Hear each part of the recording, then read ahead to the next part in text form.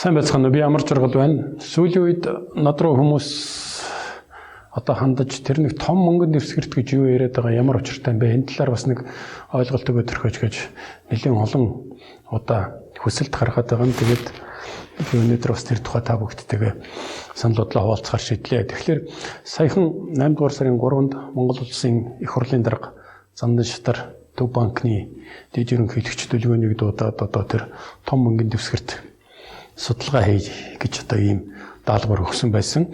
Тэгээ энэ мэдээ цацагдсны дараа бол мэдээж уламжлалт ёсоор бөөн одоо шүүмжлэлийн давлгаа бол өрнөсөн байж байгаа. Хэрвээ одоо энэ том мөнгөнд дэвсгэрт гаргах юм бол улсын их хурлын даргын шийдвэр хэрэгжих юм бол нэг ширхэг талхыг шуудаа мөнгөөр худалдаж авна гэж зарим нэгэн улс төрийн намын мэдээлэл хийжсэн. За зарим нэгэн эдийн засагч нар бол энэ ер нь санхүүгийн мэдлэг сул байгаагийн шинж тэмдэг шүү. Хэрвээ одоо ингээд том мөнгөнд дэвсгэрт гаргачих юм бол худалдаа авах чадвар сулраад гүйлгээнд одоо мөнгө төгрөг гаргах боломжгүй болсон үед л одоо ийм асуудал гарч ирдэг. Ер нь эдийн засгийг удирдах хяналтаа тавьж чадхаа болж байгаагийн илэрлэгээл нэг эдийн засагч нь хэлжсэн. Нөгөө нэг эдийн засагч нь ямар ийм зүйл хэлсэн бэ гэхээр бол төгрөгийн ханш сулраад байгаа нь бол ер нь бүтээгдэхүүний үн өсч инфляц гаарсан байна гэсэн буруу хүлээлт бий болгочихно. Тэгээ ер нь бэлэн мөнгийг бол ихэвчлэн хууль бус үйл ажиллагаанд хэрэгэлдэг. Тийм учраас болохгүй гэж ясам. За бас нэг эдийн засгч гарч ирэл ер нь одоо том мөнгөнд дэвсгэрт гарах юм бол нийслэлчүүдэд бол ямар ч ашиг байхгүй. Ер нь том мөнгөнд дэвсгэрт гараад ирснээр бол инфляц өргөн хүрээнд явагдаж худалдаа авах чадвар байхгүй боллоо шүү гэсэн ийм одоо болгоомжлолыг бол хэлж байсан. Тэгээ ер нь бол юмны үн бүрдэхтэй бас тодорхой хэмжээнд бүхэл дүн рүү аваачдаг 46 мянган төгрөгийн юм одоо байж хаад 50 мянгатын дэвсгэрт гараад ирэх юм бол шууд 50 мянган төгрөг болчихно. Тийм учраас бол энэ дээр бол одоо ер нь их буруу юм хийж байна гэсэн иймэрхүү одоо шүүмжлэлүүд бол нэлээд давмгайлж явсан. Тэг чухам юу болоод байгаа юм, яагаад байгаа юм бэ гэдгийг бас нэг тойроод сүмөрөө ганц хоёр зүйлийг одоо санал бодлоо хуваалцъя гэж бодсон юм. Тэгэхээр бэлэн мөнгө, том мөнгөнд дэвсгэрт эргэлтэнд оруулах асуудал бол онол практикийн хувьд харьцангуй их бага судлагдсан ийм сэдэв байгаамаа. Энэ сэдвийг бол голдуу Төв банкны нэг хэдэн шинжээч нар, судлаач нар л одоо ярьж хөөцөлдөж байдаг болохоос биш бусад одоо эдийн засгч нар бол энэ асуудлыг нэг сүрхий сонирхоод байдгүй. Тэгтээ бас хэд хэдэн судалгаанууд бол байдаг. Ялангуяа Европын холбооны улс орнууд жишээ нь мөн түншлэн Швейцар гэдэг одоо орнуудад бол энэ асуудлыг бол нэлээд судалсан байт юм байна лээ. Тэгээ Швейцарын нэг судалгаа харж байхад бол ер нь том мөнгөнд дэвсгэрийг гүйлгээнд гаргаж байгаа гол утга учир нь бол хадгаламж хуримтлалын хэрэгсэл болгож л гаргаж байгаа маа гэсэн нэг ийм судалгаа байсан. За Австралийн нөөцийн банк судалгаа хийхдээ бол том мөнгөнд дэвсгэрт гаргаж байгаа нэг учир шалтгаан танаа валют бол одоо чөлөөт хөрөвдөг валют болчихсон. Тийм учраас том мөнгөнд дэвсгэртийн нэрэлт бол нэмэгдэж байдгаа гэж иймэрхүү зүйлийг бол ярьсан байдгаа. За бас нэг судалгаа байдаг. Тэр судалгаан дээр юу гэж хэлсэн бэ гэхээр бол ард түмний аж байдал мөнгөнд дэвсгэртийн одоо тэр том жижиг гэдэг бол нэг тийм сүрхий шууд одоо хамааралтай зүйл биш байна гэсэн иймэрхүү судалгаа байдаг. Ямар ч болсон энэ том мөнгөнд дэвсгэрт эргэлтэнд оруулах эсэх асуудал бол нэг тийм одоо олонний анхаарлыг татсан тийм сэдэв биш учраас харьцангуй бага судлагдсан гэдгийг бол тэмдэглэж хэлэх ёстой. Гэхдээ ер нь мөнгөнд дэвсгэртийг эргэлтэнд оруулж байгаа байдал, мөнгөнд дэвсгэртийн эрэлт, тэн дотроос том мөнгөнд дэвсгэртийн эрэлтэнд нөлөөлж байгаа монетар хүчин зүйлс юу байд юм, монетар бус хүчин зүйлс юу байд юм бэ гэдгийг бол бас бид нар авч үзэх ёстой юм аа. За Төв банкны хувьд бол энэ бэлэн мөнгөний эргэлтийг бол харгалзаад мөнгөнд дэвсгэртээ эргэлтэнд оруулах зохистой харьцааг нь барьж байх шууд үүрэг одоо хүлээсэн байдаг. Бэлэн мөнгөний бүтцийг оновчтой байлгах, хэрвээ оновчтой байлгаж чадах юм бол мөнгөн эргэлтийнхаа зардлыг бол тодорхой хэмжээгээр багасгах нь төрөл бүрийн арилжаа гүйлгээ хуримтлалыг бол хуримтлалын хэрэгцээг саадгүй явуулах тэр бололцоог нь бол одоо зохистой мөнгөний бүтцээрээ дамжуулж барьж байх шаардлагатай. Тэгээ энэ ажлыг бол одоо Төв банк бол хариуцах учиртай маа. Тэгэхээр мөнгөн дэвсгэрт гэдэг маань бол нэг төрлийн бараа. Тэгэхээр энэ барааг нөхцөлдүүлж байдаг эрэлт чухам юу байд юм, хуримтлал юу байд юм бэ гэдгийг цөмөрөө одоо авч үзье. Эрэлт талаас нь аваад үзэх юм бол том мөнгөнд дэвсгэртийг гаргах шаардлага нь бол үнэхээр одоо хуримтлалтай холбоотой. Хүн хуримтлал хийхдээ мэдээж жижигхэн мөнгөнд дэвсгэрдэг одоо жижиг мөнгөнд дэвсгэртийг шудагаар нь ямар хадгалаад байлтай биш. Тэрний хооронд хэдэн том мөнгөнд дэвсгэртийг бол хадгалж явах юм бол одоо хамаагүй боломжтой гэдгийг та нар бүгдээрээ мэдж байгаа. Тэгээ 1994 онд манай Монгол улс бол анх удаа 5,000 дэвсгэрт гаргасан, 95 онд 10,000 дэвсгэрт гаргасан, 2006 онд бол бид нар 20,000 дэвсгэрт бол гаргасан байгаа. Тэгээд бодлогын хүү, төв банкны бодлогын хүү 0 руу тэмүүлж байгаа ер нь бага болж байгаа төгсөлд бол бэлэн мөнгөний эрэлт бол харьцангуй их байна гэсэн. Өөрөөр хэлэх юм бол банкнд мөнгө хадгалуулаад тэр төрлийн холигтой юм авахгүй байгаагийн оронд бэлэн мөнгө болгоод тэрийг тэн дотроос голдуу одоо том дэвсгэрт болгоод хадгалаад байх нь бол зүгээр юмаа гэсэн одоо нэг ийм зөв тогтол байгаад байгаа. Нөгөө талаас зээлийн хүү одоо бодлогын хүү өсөд байх юм бол гудсан доороо бэлэн мөнгө хадгалаад байх нь бас тэнэг зүйл гарцааг бол болчихж байгаа юм л да. Тэгээ энэтэй уялдаа холбоотойгоор бас нэг одоо Германы эдийн засгч нар Миллер гэдэг хүн судалгаа хийсэн байдаг. Мөнгөний хан шунж байгаа тохиолдол тухайлбал одоо мөнгөний эрэлт, бэлэн мөнгөний эрэлт нэмэгддэг энэ гэсэн иймэрхүү судалгаануудыг бол хийсэн байдаг. Тэгэхээр нэгдүгээрт нь бол энэ бэлэн мөнгөний эрэлт тэн дотор том дэвсгэртийн эрэлтийг бий болгож байгаа нэг гол хүчин зүйл нь бол энэ хуримтлал хадгаламж хийх сонирхол. Тэр нь одоо банкны хүүгийн бодлоготой бол нэлийн хэмжээгээр уялдаатай, аншны бодлоготой уялдаатай байдгаа гэдгийг хэлэх ёстой. За хоёрдугаарт нь түрүүн би дурдсан хэрвээ танаа үндэсний валют хөрвөх валют бол дотооддоо эрэлт хэрэгцээ байхаас гадна бас гадаад улс орнууд танаа валютын маш их хэмжээгээр авдаг юм байна шүү гэж одоо ингэж үзэж болно. Тэгээ энэ утгаараа жишээлбэл одоо Европын холбоонд одоо үйлчлдэг мөнгөний дэвсгэрт нь бол евро гэдэг байдаг. Тэгээд энэ дотроос 50 еврогоос 500 евро хүртэл энэ мөнгөний дэвсгэртүүдийн бараг 20% нь буюу 5/1 нь бол евро бүсийн гадна эргэлдэж байна гэсэн ийм одоо тооцоо байт юм байлээ. Өөрөөр хэлэх юм бол тухайн улс орных нь мөнгөний дэвсгэртийнх нь үн ханшин нэг олигтойхон шиг биш, үн цэн нь багтаа учраас өөрийнхөө мөнгөний тэмдэгтийг хадгалснаас бусад улс орны арай жоохон чанартай мөнгөтэй, чанга мөнгөтэй тэр улсын мөнгөний дэвсгэртийг аваад хадгалах нь чухал байдгаа гэж одоо ингэж үзээд тэгээ тэр хэмжээгээр тухайн мөнгөний дэвсгэртийн эрэлтийг бол нэмэгдүүлж байсан байдгийн тухайлбал Бундесбанкны хийсэн судалгаагаар 2002-оос 2009 оны хооронд бол Герман улс нийтдээ эргэлтэнд оруулсан 500 еврогийн дэвсгэртийн 70% нь бол Германаас одоо гараад явчихсан. Тэгээ хаана шингэсэн бэ? Тэр мөнгө хаана шингэсэн бэ гэхээр Оросын холбооны улсад бараг талан шингэчихсэн байна гэсэн ийм судалгаа байдаг. Австри бас одоо еврогийн эргэлтэнд оруулж хэвлээд гаргахад бол тэр мөнгөнийх нь бол ихэнх нь Балканы орнуудад ингээд шингэж чад байна гэсэн ийм нэг судалгаа бас байдаг. За хүн амын бүтэц тэр ард иргэдийн мөнгө, бэлэн мөнгө болон төлбөрийн бусад хэрэгсэлтэй харилцаж байгаа дадал зуршил бол бас мөнгөний эрэлтэн тодорхой хэмжээгээр нөлөө одоо үзүүлдэг гэдгийг та нар бас надаар хэлүүлэхгүй мэдж байгаа бах. Тухайлбал картаар төлбөр хийх, бэлэн мөнгөөр төлбөр хийх хоёр бол харьцангуй одоо ондоо. Бэлэн мөнгөөр хийж байгаа тохиолдолд бол чи хэдэн төгрөг зараад байгаа, яаж байгаа вэ бас нэг өөрөө хянаад чи хамаагүй их зарж болохгүй шүү энэ. Картаар хийж байгаа тохиолдолд бол ингээл зураалгаа юм шиг л болоод тэгээ хамаагүй их мөнгө зарчдаг. Тэгэхээр тэрнээсээ болгоомжлоо зарим нэгэн улс орнууд бол одоо тэр бэлэн мөнгөнд бол арай илүү их ач холбогдол өгдөг. Картаар төлбөр хийж хагаад одоо маргааш өглөө сэрсэн чинь хамаагүй мөнгөө туугаад авчихсан тийм гонигтай тохиолдлууд бол маш их байдаг шүү дээ. Дараагийн нэг том асуудал бол юу юм бэ гэхээр бол захин мөнгөөр одоо картаар ч юм уу захин хэрэгслэр төлбөр тооцоо хийж байгаа нөхцөлд бол нууцлаа алдах бололцоо бол одоо нөхцөл бол эрсдэл нэлээд их байдаг. Та нар санаж байгаа нэлээд хэдэн жилийн өмнө нэг хүүхэд аавынхаа картыг аваад тэгээд тэр картаар нь дэлхийг тойроо зугаалж байгаа төрөд ирсэн тиймэрхүү түүх бас байж байгаа. Тэгэхээр тоолж гараараа мэдэрч тэр төлбөр хийх зуршил бол бас тодорхой хэмжээгээр тэр бэлэн мөнгөний эрэлтийг бол одоо үүсгэх юм байна гэдгийг бол судалгаа харуулсан байдаг. Их Британий иргэдийн 18% нь бол одоо ер нь бэлэн мөнгөний нөөцтэй зайлшгүй бэлэн мөнгө хадгалж байдаг гэж ийм судал тоо баримт байдаг. Германд гэдэг ихэд бол жижиглэн худалдааны 79% нь бэлэн мөнгөөр одоо явагдаж байдаг. Австрид 80% байдаг. Гэтэл Америк нэгдсэн улс Францд гэдэг ихэд бол ерөнхийдөө нэг 60% хүрэхгүй хувь нь бол бэлэн мөнгөөр явагддаг байх.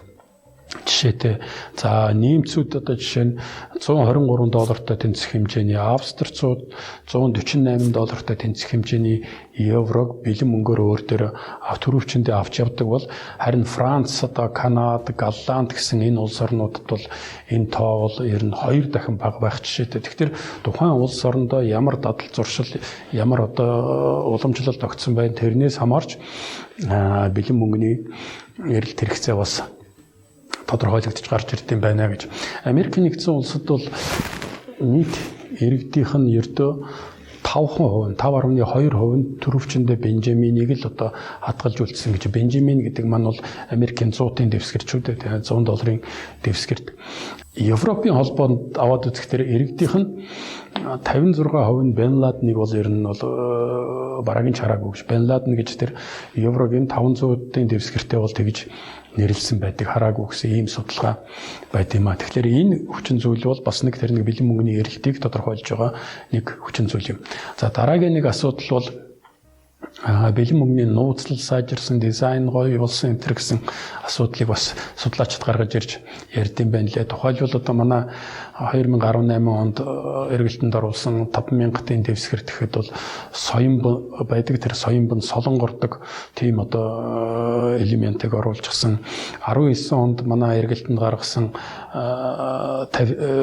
дэвсгэртүүд 5,000-ын дэвсгэрт 20,000-ын дэвсгэртэн дээр одоо хөгжлийн бэрхшээлтэй хүнд зориулсан тавгар элемент бий болсон, солонгорч харагддаг тэр нэг шинж тэмдгүүдийг тусгаж өгсөн 3 хэмжээст микро оптик хөдөлгөөнд гадаргуудаа шин тууз зааж өгсөн гэх мэтчлэн ингээд аль болохоор тэр мөнгөнийхөө нууцлалыг улам нэмэгдүүлээ, дизайн элдв янз юм нь бас сайжруулад байгаа. Тэгээд тэр талаас нь ч бас энэ нууцлал нэмэгдчихсэн, энэ одоо найдвартай болсон гэдэг тэр нэг ойлголт бүрдээд бас нэг бэлэн мөнгөнд тэн дотроос ялангуяа том дэвсгэртүүдэд бол ач холбогдол өгдөг юм гарч ирж байгаа. Тэгэхээр энэ бас тодорхой хэмжээгээр эрэлтийг бол нөхцөлдүүлж байна гэж хэлж болох юм. За дараагийн бас нэг асуудал бол юу юм бэ гэхээр орчин үеийн техник хэрэгсэлтэй холбоотой асуудал гарч ирж байгаа.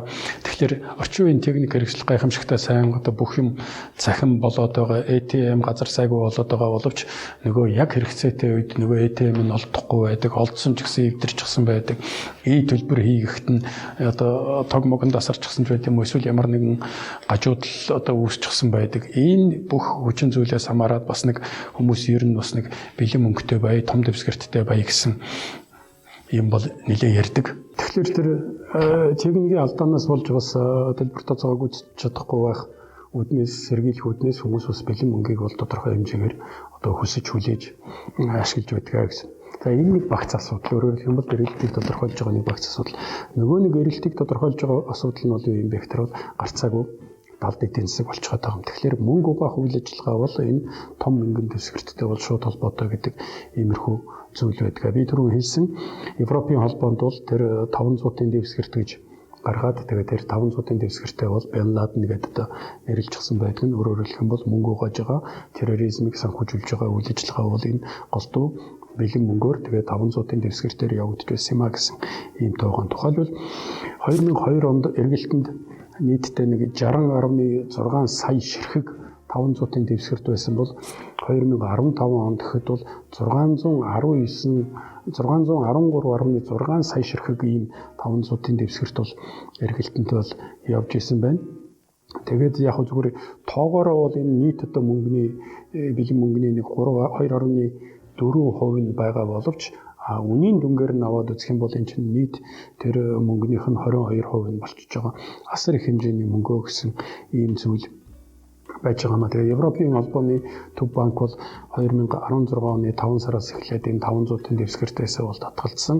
Яг нөгөө Францд террорист талдлага болсны дараа бол энэс бол татгалзах шийдвэрээ гарсан юм байна. Тухайн үед бол Францд бол нийт эргэлтэнд байсан мөнгөний 3/1 нь бол одоо 500-ын дэвсгэрт байсан гэдгийг тэмдэглэх ёстой байх. За та нар бүгдээ мэддэг бах Европын холбоонд очиод мөнгө төгрөг солиулдаг. Тэгэхээр тэр валют солилцож байгаа солилцоог хангах зорилгоор одоо нийлүүлж байгаа мөнгөнийх нь 90% нь гэмт этгээдүүдийн гарт очихлоо гэж одоо энэ зохион байгуулалтаа гэмт хэрэгтээ тэмцэх агентлаг Европын холбооны гаргасан байдаг. Тэгэхээр та нар нэг зүйлийг анзаарч байгаа. 500-ын дэвсгэрт гэдэг бол зөөхөд маш амархан. 5-ын дэвсгэрт 20-ын дэвсгэрт зөөжснээс 500-ын дэвсгэрт нэг удаа зөөс нь хамаагүй ашиг болчихж байгаа юм. Тэгээд одоо хэд хэдэн тохиолдлууд байдаг шүү дээ. Нэг эмэгтэй Колумбас баривчлагдсан 2015 онд яасан бэ гэсэн чинь нэг тийм хонгой шиг юм дотор нөгөө 100-ын долларуудыг хийгээд тэгээд залгичхад тэгээд эзэн дотроос нь одоо тийм 64 хонгой олсон. Дотор бол нэг хонгойн дотор нь 5 ширхэг 100-ын дэвсгэрт байж байсан байх жишээтэй. Тэгээд том дэвсгэртэр бол ингээд одоо хууль бусаар контрабанд хийгээд одоо мөнгө нас цааш нь зөөх. Европын холбоо Англид одоо 2018 онд Heathrow гэдэг онгоцны буудлын дээр нэг эмэгтэй 40 дэвсгэртийг 500-ын 40 дэвсгэрт өөрөөр хэлбэл 20,000 евро гэсэн үг шүү дээ. Дотор үндэндээ хийгээд оруулах гэж байгаадаа баригдсан. Тэгээд тэр нэг одоо их олон улс орнуудад хориглогдчихсан байгаа. Эгийг гэдгийг санхүүжүүлэх гэж байсан нэг тийм тохиолдол бий. Ер нь одоо 1 сая ширхэг евро 500-ын дэвсгэртээр бодоод үзэх юм бол нэг 2 кг хөрөхгүй жижигхэн цонхонд багтчихаар зүйлж байгаа юм. За 1 сая Америк долларыг 100-ын дэвсгэртээр ингээд аваад үзэх юм бол нэг 10 кг орчим болж нэг дипломат цонх гэж яддаг. Бараг тийм зүйлүүд дээр бол багтчих байх жишээтэй.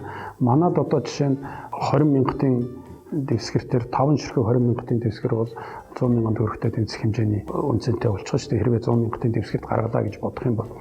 Тэгэхээр энэ нэг учир шалтгаан. Өөрөөр хэлэх юм бол мөнгө угаахтай холбоотой, терроризм санхүүжүүлэхтэй холбоотой энэ зорилгоор одоо том дэвсгэртүүдийг бол маш их ашигладаг юм байна. Тийм учраас улс орнууд бол энэс бол нэлээд сөрхий татгалзаж байгаа шүү гэдгийг хэлэх ёстой.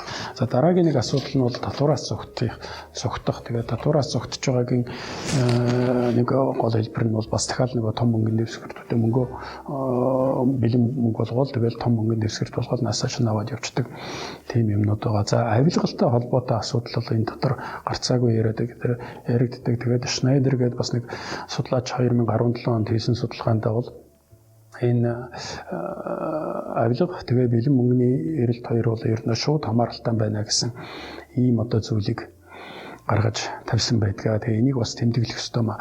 Нөгөө талаас бэлэн мөнгөний бас эрэлт хэрэгцээ байгаа нэг учир шалтгаан юм бэ гэхээр бол захин мөнгөөр дамжаад бүх юм явж байгаа тохиолдолд бол бүх юм төрийн хяналтанд орчод байгаа.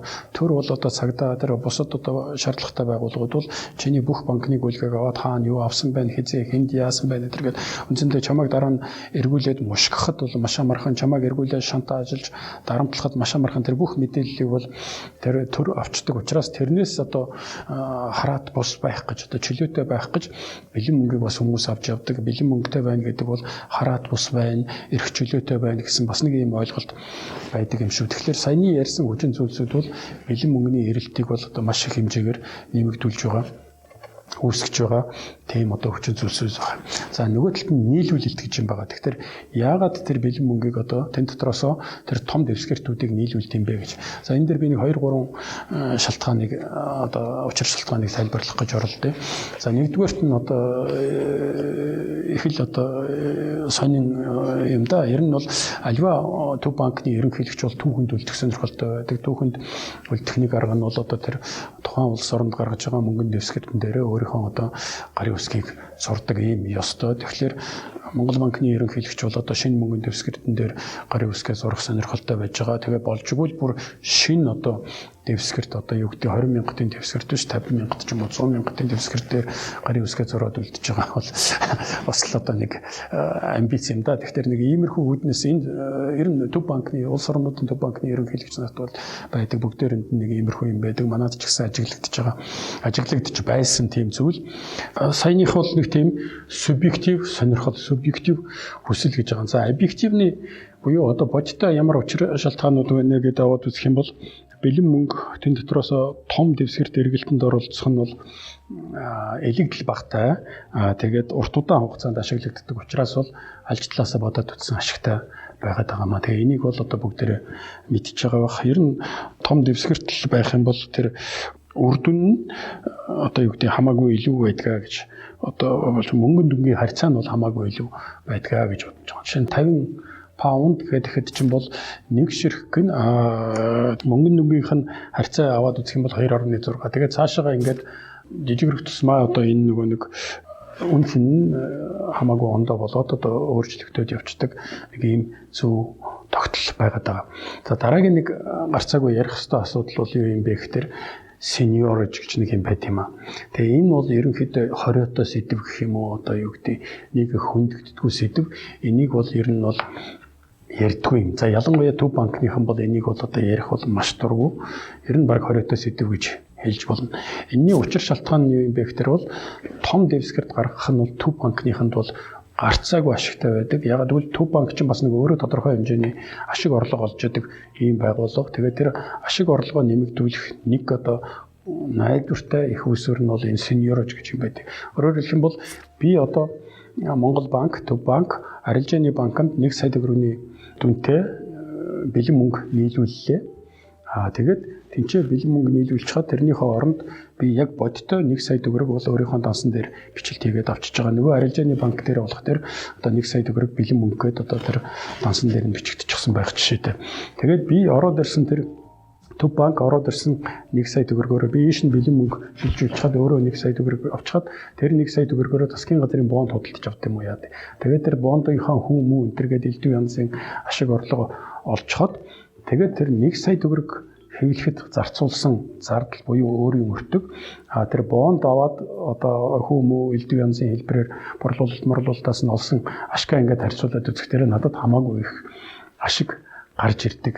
Одоо ийм имийг бол seniorage гэж нэрлэдэг байгаа юм. Тэгэхээр энэ 11 төрлийн одоо манай тэр дэвсгэрт байж байгаа энэ бүгдийг ингээд хэвлээ тэнцэнээс олж байгаа арилжааны банкнууд руу эсвэл мөнгөний бэлэн мөнгөний цуцаатгал хийгээд тэгээд эргүүлээд олж байгаа мөнгө тэрийг тодорхой хэмжээгээр ямар нэгэн төсөлд оруулаад буцааж гаргаж ирээд одоо олж байгаа ашиг энэ хоёрын хоорондын зөрүү бол одоо үнэхээр асар их байдаг. Асар их байдаг. Тэгээ энэ бол одоо нууцтай энийг бол мэддэг ч юм байхгүй, хэлдэг ч юм байхгүй, хяндаг ч юм байхгүй. Монгол улсын их хурл одоо тэр төсвийн байнгын хороо, эдийн засгийн байнгын хороо бол энэ дээр бол ердөө хяналтаа тавьчих мэддэггүй сангийн яамч гэсэн юмний бол учир начрыг нь бол олдгүй юм байнамаа. Тэгээ тийм учраас л тэр Монгол банк чинь хаанаас тийм их мөнгөтэй байдгийг яаж одоо энэ нас цаашаага ингээд арга нарийн нэш тийш явахтай ингэж хансаглаад байт юм бэ гэдгийг нэг учир шалтгаан нь бол энд байгаа. Би та нарт зүгээр ганц хоёрхан тоо хэлье гэж үзсэн. Америк нэгдсэн улсын холбооны нөөцийн систем. Тэгээд тэднийх бол одоо 2018 онд гэхэд зөвхөн энэ seniorage гэдэг юмнаас бараг 861 сая Америк доллар олсон гэж одоо ийм тоо гарч ирж гэрсэн байдаг. Тухайлбал одоо 1-2 долларын дэвсгэртийг хэвлэхэд бол нийт зардал нь бол нэг 5.6 цент олж байгаа ашиг нь гэдэг юм бол 94 цент эсвэл 1 доллар 94 цент байж явах жишээтэй. 5 долларын дэвсгэртийг хэвлэхэд бол 11 центээр л гарч байгаа. Нэг одоо дэвсгэрт нь. Гэхдээ энээс олж байгаа орлого нь гэхээр та нар бүгдээ мэдж байгаа 4.89 болж таараа тийм ээ. 10 долларын дэвсгэрт хэвлэхэд бол зардал нь 11.7 цент болно. Ашиг нь гэхээрээ бол 9.88. Тэгэхээр 100 долларын дэвсгэрт хэвлэх нэг ширхэг Бенжамин буюу нэг ширхэг 100 долларын одоо дэвсгэрт хэвлэхэд бол 13.2 цент болоод тэрийг тэрний цэвэр одоо ашиг нь гэхэд бол 99.87 цент болж байгаа жишээтэй. Ийм маягаар одоо Төв банк бол асар их хэмжээний орлого олдог. Энийг seniorage гэж нэрлэдэг. Тэгээ энэ мөнгийг бол одоо жоохон хаана юунд яаж зарцуулдгийг бол мэддэг газар бол ер нь бол маш ховроо. Зүгээр Европ парламентын хүрээнд дотор энэ асуудлаар тусгаалсан хэлэлцүүлэг бол явагдсан байдаг. Тэгээд тэр хэлэлцүүлгийн үед бол сүүлийн 7 жилд эдгээр нэг seniorage-ийн орлого бол нэг 56 тэрбум евро болсон гэсэн нэг ийм тоог хэлсэн байт юм байна лээ.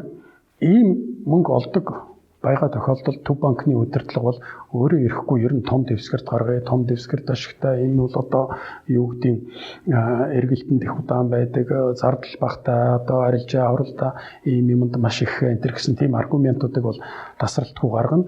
Тэгээ тэр хүрээнд дотор одоо манай Монгол банкныхан бол бас одоо иймэрхүү зүйлийг бол нэлийн ярьсан байсан. Тухайлбал одоо Монгол банкны удирдлагаас юу гэж ярьж байгаа вэ гэхээр бол нийтдээ Монгол улсын хэмжээнд нэг 27-28 их найд төгрөг одоо байж байна. За тэрний яг бэлэн эргэж байгаа мөнгөнийх нь дүн нь бол нэг 991 тэрбум төгрөг юм. Өөрөөр хэлэх юм бол нийтдээ нэг нийт мөнгөний 3.6% нь л одоо бэлнээр эргэж байгаа гэж. Тэгээд энэ тоо бол бусад улс орнуудад бол юу гэдэг 3 биш одоо 10% байдаг. Манайх бол бага байна. Тэм учраас 10% хүрэхин тулд бол бэлэн мөнгөнийхөө юуг одоо нэмэгдүүлье.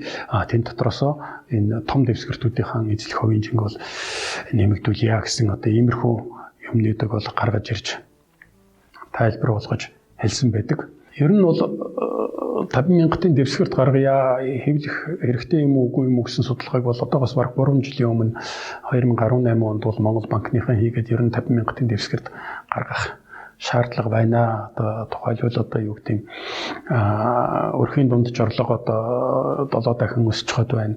2006 онтой харьцуулах юм бол 20,000-ын дэвсгэрт нийт одоо эргэж байгаа мөнгөний маань 70% нь одоо хангаж байна. Тэгээ ийм нөхцөлд бол одоо шинэ дэвсгэрт гаргахгүй бол болохгүй байна гэсэн иймэрхүү үндслүүдийг бол нэлийн гаргаж ирсэн байдаг. Гэхдээ би түрүүн хэлсэн тийм ээ сеньорож гэж бас нэг учир шалтгаан байдаг учраас тодорхойлолтоор Төв банкныхан өөрсдийнхөө эрх ашигын үүднээс бол энэ нэг том мөнгөний дэвсгэртүүдийг гаргахыг бол одоо санал болгодог. Тэрийг бол тодорхой хэмжээгээр үндэслэж одоо тэрийг одоо зэтгүүлдэг нэг тийм учир шалтгаан биш үү гэж хэлэх ёстой. Ер нь сонирхуулаад хэлэхэд бол том мөнгөний дэвсгэртэй улс орнууд бол бас байдаг. Жишээ нь одоо Бруней гэхэд бол 10,000 Бруней долларын мөнгөнд тэмдэгт байдаг. 10,000 Бруней доллар гэдэг нь бол одоо Америк доллараар бол нэг 7,000 гаруй доллар байж байгаа жишээтэй. Америк нэгдсэн улсад ч гэсэн бол дээрүүд бол 10,000 Америк долларын том дэвсгэрт байсан. Тэгээд 1950 60-аад оны сүүл хүртэл эргэлдэж жагаад тэгээд одоо бол эргэлтнээс ингээд гарсаар байж байгаа байхгүй болчихсон. Гэхдээ өнөөдөр 336 ширхэг энэ 10,000-ын дэвсгэрт бол Америк нэгдсэн улсад байж байгаа. Тэгэхээр 336хан ширхэг гэдэг бол энэ бол тухайн үедээ зүгээр тодорхой нэг зорилгоор гаргаад үлдээсэн. Сингапур 10,000-ын дэвсгэрттэй энэ бол бас нэг 7,300-аад долларын асуудал. Тэгээд ер нь бол мөнгө угаахтай тэнцэх зорилгоороо бол энэ 2014 оноос бол энийгээ бол зогсоожчихсан. Энэ том мөнгөний дэвсгэртийг бол гаргахаа болчихсон. Ялангуяа Индонез руу энэ мөнгө бол наасаашаага их орж гараад байсан учраас бол Индонезийн засгийн газартай хамтарч байгаад одоо энийгээ бол 14 оноос хойш бол хэвлэхээ бол болсон байгаа. За Швейцар франк гэхэд бол 1000 их байдаг. Канада доллар ч гэсэн 1000 их байдаг. За Английн мөнгөний дэвсгэр дотор бол 1 сая паунд 100 саяын паундын бас нэг тийм мөнгөний дэвсгэрт бол гарсан байдаг. Гэхдээ энэ нь бол зөвхөн банкнуудын хооронд гүйлгээ хийх зорилготойгоор тэгээд зүгээр тухайн нөхцөлд тодорхой зорилготой гаргасан болохоос биш нийт эргэлтэнд эдийн засагт одоо оруулсан тийм бол мөнгөний дэвтэгт бол ерөнхийдөө байхгүй гэдгийг одоо энд хэлэх гэсэн юм а. Тэгээ саяны ярьсан зүйлүүдийг бүгдийг ингээд багцлаад дүгнээд үзэх юм бол энэ том мөнгөний дэвсгэрт бэлэн мөнгөний гүйлгээтэй холбоотой судалгаа бол ер нь бол нэлийн сул байдаг. Манад бол энэ чиглэлийн судалгаанууд бол ер нь бол онлын талаасаа ч гэсэн за практик хүчин зүйлсийн талаасаа ч гэсэн бол харьцангуй бага хийгдсэн гэдгийг нэгдүгээр тэмдэглэж хэлэх ёстой. Хоёрдугаарт нь бол бэлэн мөнгө тэн дотроос том мөнгөний дэвсгэртийн эрэлтийг тодорхойлж байдаг хүчин зүйлсүүд бий. Тэн дотроос хамгийн их чин дарддаг нь бол одоо авилгал, хээл, хахуул, мөнгө угаах үйл ажиллагаатай холбоотой юмнууд байт юм шүү гэдгийг онцолж хэлэх ёстой байх. За том мөнгөний дэвсгэртийн нийлүүлэлтийг тодорхойлдог хүчин зүйлгээ гэх юм бол субъектив хүчин зүйлс байт юм байна, объектив хүчин зүйлс байт юм байна. Тэр объектив хүчин зүйлс дотроос бол Монгол банкны буюу ер нь бол улс орны Төв банкны одоо ашиг сонирхолд ийдсэн тэр сеньорож гэдэг үйл ажиллагаатай бас нэлийн холбоотой байт юм шүү гэдгийг одоо энэ чинь онцолж хэлэх ёстой баха. Гэхдээ би саяны ярьсан бүх юмнууд бол одоо тэр том мөнгөний дэвсгэрт хэрэгтэй хэрэггүй гэдгийг би хариулах гэдэг юм биш. Угаасаа бэлэн мөнгөний бүтц маань ямар хуу янзтай байх ёстой юм. Эдийн засаг дотор тэр үүргээ гүйцэтгэж чадж гэнэ үгүй юу гэдэг бол гол үндсэн шалгуур болох ёстой гэдгийг хэлээд өнөөдрийнхөө энэ лекцийг дуусгая.